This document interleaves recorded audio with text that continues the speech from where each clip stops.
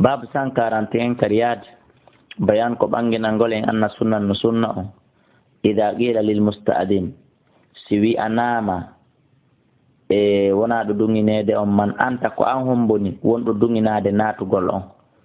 si tawi o landama ko homɓe yiɗegol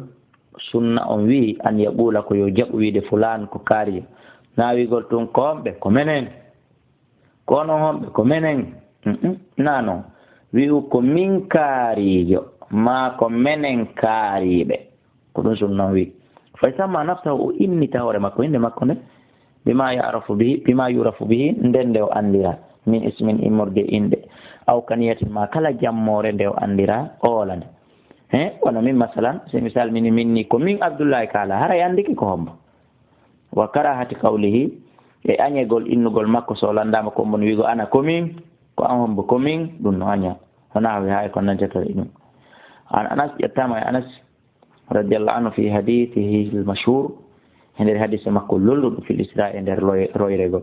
kala wi qala rasul sallam nelaɗo maki tumma soada bi e refti ƴawdi an jibril ila sama e duniya ha kasama hikkiɗaɗo naw fastabtaha o konki fi yo udditane fa qila inna man hada ko an homboni jibril wiyano ko min qala wi jibril ko jibril qila inna hi wa man maka kombo wondema o wiyali ko goɗɗo qala wi muhammadun ko muhammadu wondi am ay o déclare fo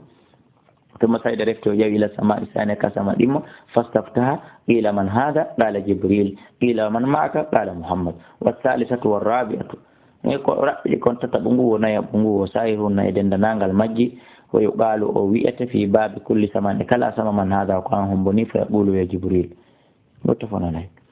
ونبي ذر رضي الله عنه قال خرجتم يلتن ليلة جمار من الليالي إمر جماجي ثم فإذا رسول الله صلى الله عليه وسلم يمشي مسبح وحده وكان كتم فجعلت ميونتي أمشي مديها في ظل القمر عند البودي لورندو فالتفت ويئتي فرعاني ويئمي فقال ما من هذا قام فقلت من أبو ذر أي ديكلار متفق عليه ويعلق غضب وعن أم هانين رضي الله عنها قالت أتيت النبي ميرنك النبي صلى الله عليه وسلم واتي كان يغتسلهم الله تعالى وفاطمة نين فاطمة تسترون وأنني مدير قال فقال معك من هذه كأمني فقلت مني أنا أم هانئ أو جابر متفق عليه. عن جابر رضي الله عنه قال وي أتيت النبي ميرنا كان نبي صلى الله عليه وسلم فدققت الباب مكون كده مبغنغال فقال بلندي من هذا كأمني فقلت مني أنا كمين فقال بي أنا من كأنه كرهها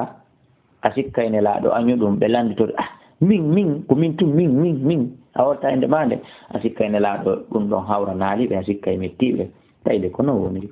muttafaqun alayhi wallahu ala wa ala.